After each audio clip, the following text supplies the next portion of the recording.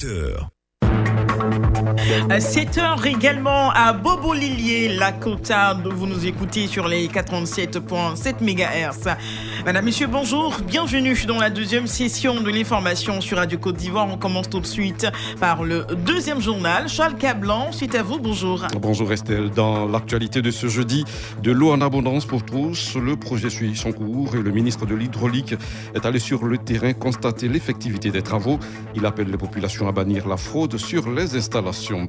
L'actualité, c'est aussi la célébration de la Journée mondiale du cœur hier mercredi, moment propice pour sensibiliser et exhorter les populations à combattre les maladies cardiovasculaires. Grand Bassam a accueilli la cérémonie officielle. Et puis crise politique en Tunisie, une femme comme solution, Najla Bouden, nommée Premier ministre hier. Une grande première dans l'histoire de ce pays, elle doit former un gouvernement dans les plus brefs délais. Voilà donc pour les titres. Radio Côte d'Ivoire, le journal, bonjour et merci de votre fidélité. Il existe désormais une charte d'éthique pour les organisateurs des concours de la fonction publique. Cette charte est un document de 14 articles qui vise à instaurer la transparence et l'équité dans les concours d'entrée à la fonction publique. Cette nouvelle politique va aider à combattre la fraude et à assainir à l'avenir l'administration ivoirienne. C'est le vœu de Anne-Désirée Oloto, ministre de la fonction publique. Et puis le ministre de l'Hydraulique poursuit sa tournée dans les ménages. Tchagba Laurent veut s'assurer de la bonne exécution du projet Eau pour tous. Hier mercredi, donc, il était sur le terrain. Il a visité 2 sous-quartiers d'Abobo, à Keikwa et Sagbé. Le projet a permis effectivement d'alimenter les populations en eau potable. Le ministre de l'Hydraulique est donc satisfait des travaux réalisés. Tchagba Laurent appelle les populations à tourner désormais le dos à la fraude. Heureuse de bénéficier de l'eau potable, les populations concernées expriment ici leur joie. Suivons quelques réactions au micro de notre reporter Jérôme Kakou. Danon Eric Aprinos. Nous sommes à Kekwadjibi. On est content, on a eu l'eau. Je suis contente. Il n'y a plus chargé l'eau, il n'y a plus mais il va 4 heures chez l'eau. Je suis dans la douche l'eau vers 8 mois. Je suis contente. Chef Mbolo, chef adjoint de Sagué Céleste. Effectivement, l'eau coule dans nos robinets. Avec le ministre Tchagba, l'eau coule effectivement dans nos robinets. Avec 10 000 francs seulement, on vous pose les compteurs. Nous sommes ici à Derera et vraiment, on dit merci au ministre de l'eau. Il nous a donné la source des vies. Sinon, il y a des années passées, vraiment, c'était le déshonneur. Nous, on quittait ici jusqu'au quartier Céleste. Les bébés au dos, déjà à 1h, tu vas faire le rang. Mais au jour d'aujourd'hui, tu te réveilles à n'importe quelle heure, tu ouvres ton robinet, ton eau coule. Et puis, avec une modique somme de 10 000 francs, nous, on a pu installer nos compteurs. Vraiment, on dit merci au ministre, merci au président de la République. Fin de la rencontre des directeurs généraux des loteries nationales du Conseil de l'Entente. Ces directeurs généraux étaient rassemblés à Abidjan à l'occasion de la 27e édition du tirage de la tranche commune Entente. Beaucoup d'activités ont meublé cette rencontre avec, au titre desquelles, le don d'un centre communautaire à la commune d'Abobo et des travaux d'experts. Le directeur général de la Loterie nationale de Côte d'Ivoire, la LONASI, Draman Koulibaly, nous donne quelques points forts du communiqué final. Les directeurs généraux ont examiné et adopté les documents relatifs au tirage de la 27e édition de la tranche commune Entente. Procéder à l'inauguration de l'infrastructure communautaire Ndotré Extension dans la commune d'Abobo, dont la construction a été entièrement financée par les 5 loteries nationales des États membres du Conseil de l'Entente. Saluer l'initiative du Conseil de l'Entente relative à l'organisation du concours Jeunes et Entrepreneuriat et Femmes et Activités Génératrices de Revenus pour primer les 3 meilleurs projets de création d'entreprises innovantes portés par les jeunes, par les femmes de la Côte d'Ivoire. Grand Bassam a abrité hier la cérémonie officielle de la Journée mondiale du cœur. Plusieurs activités, dont des dépistages, des expositions et des débats publics, ont donc meublé cette célébration qui a eu pour terme prendre soin de son corps. L'objectif est de combattre les maladies cardiaques, le diabète et les accidents vasculo-cérébraux. Corona, c'est Congo. De temps en temps, si nous sommes en campagne comme ça, bien si vous pouvez passer dans les pharmacies, dans les hôpitaux, voilà, pour faire contrôler de temps en temps. Une fois par mois, chaque 2 mois. Le taux normal, c'est de 0,70 grammes par litre à 1,10 g. Si vous êtes dans la fourchette, vous n'avez pas le diabète. Maintenant, si vous dépassez, vous êtes à plus de 1,26 g, sur 2 contrôles, on peut vous déclarer diabétique. Une des activités phares qui a marqué la célébration de la journée du cœur à Grand-Bassam. Des séances de dépistage gratuits d'hypertension artérielle, de diabète, de maladies cardiaques. Pour le représentant du ministre de la Santé, Dr Kosonou Akachar, il faut une prise de conscience générale. D'ici 2030, près de 23 millions de personnes mourront de maladies cardiovasculaires, principalement de cardiopathies telles que les insuffisances cardiaques et les accidents vasculaires cérébraux. Une personne sur 10, dont l'âge est compris entre 30 et 70 ans, décédera d'une maladie cardiovasculaire. Ces estimations iront grandissantes si nous n'agissons pas vite, surtout sur nos modes de vie. Manger des fruits, moins de sucre, moins de sel et plus d'activités sportives. Un classique qui peut paraître anodin, mais qui sauve des vies. Selon l'Organisation mondiale de la santé, les maladies cardiovasculaires sont la première cause de mortalité dans le monde, avec 17,5 millions de décès, soit 31% de la mortalité mondiale seulement en 2012. Compte rendu signé Corona C Congo. Toujours en santé, sachez qu'une liste complémentaire de médicaments sera bientôt disponible dans les pharmacies pour les assurés CEMU. L'information a été donnée au cours d'un atelier de formation organisé à la Caisse nationale d'assurance maladie. Une vingtaine de journalistes outillés à l'occasion sur les prestations et le parcours de soins de la couverture maladie universelle et sur le bilan et les perspectives de la CEMU. On écoute la directrice de l'affiliation, Kone Kariyabamba.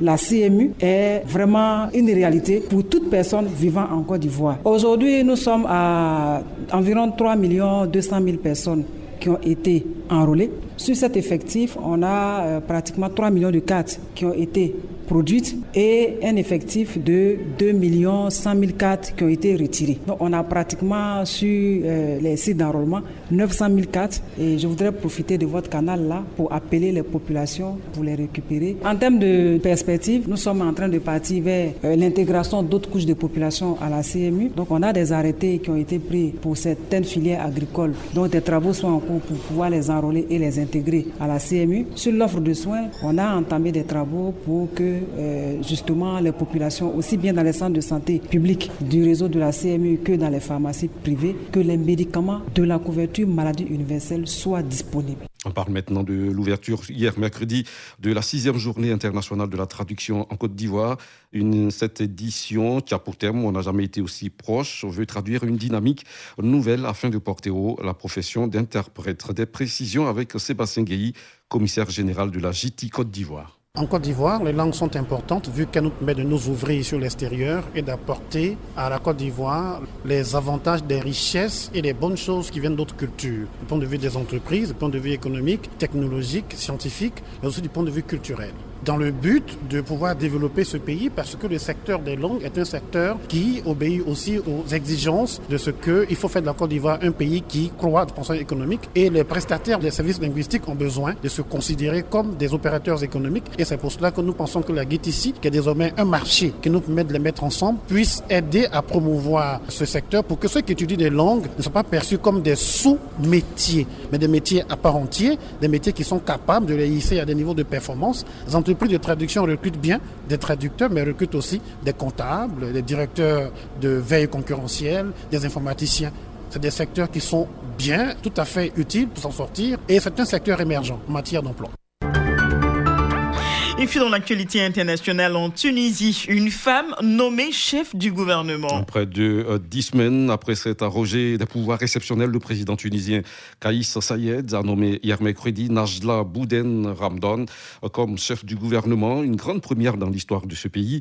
Elle doit désormais tenter de trouver des solutions à la crise politique du 25 juillet dernier, date à laquelle le chef de l'État tunisien a gelé le Parlement et s'est arrogé des pouvoirs exceptionnels. Âgée de 63 ans, cette ancienne fonctionnaire au ministère de l'Enseignement l'enseignement supérieur doit maintenant former un gouvernement dans les plus brefs délais, selon la présidence tunisienne. Fin de ce journal. Retenez pour l'essentiel que le projet de l'eau pour tous suit son cours. Le ministre de l'Hydraulique est allé sur le terrain constater l'effectivité des travaux. Il appelle les populations à bannir la fraude sur les installations. Et puis, crise politique en Tunisie, une femme comme solution. Najla Bouden, nommée Premier ministre hier, une grande première dans l'histoire de ce pays. Elle doit former désormais un gouvernement dans les plus brefs délais. Merci à vous, Charles Cablan. Madame, Monsieur, on vous proposera donc l'actualité africaine à 8h, toujours avec Charles Cablan. Et c'est reparti avec la rentrée des classes au niveau de la direction régionale de l'éducation nationale d'Abengourou. L'inspection de l'enseignement préscolaire et primaire d'Amélékia n'est pas en marge de cet élan. Mais à l'entame de cette nouvelle rentrée des classes, plusieurs difficultés s'imposent aux acteurs du système éducatif dans cette sous-préfecture. Le reportage de Richard Dibi à Bonouan dans ce dossier régional. Le dossier de la rédaction. Soyons des citoyens responsables pour une école de qualité. Voici le thème qui va servir de boussole aux acteurs du système éducatif pour cette rentrée des classes édition 2021-2022.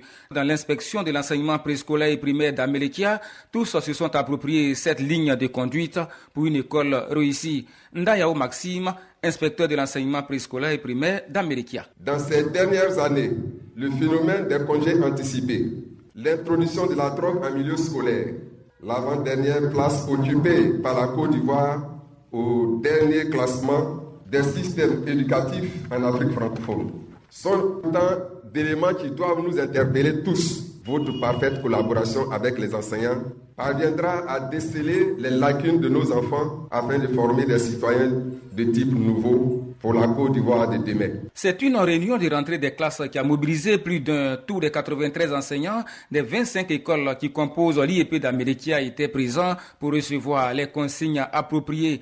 Zebeno, Kwadiokro, Taakro, Elenso, Anungbakro, tous étaient là, même s'il y a encore un déficit de 30 enseignants à combler dans cette IEP. Au collège moderne d'Amélékia, la réalité est plus qu'alarmante.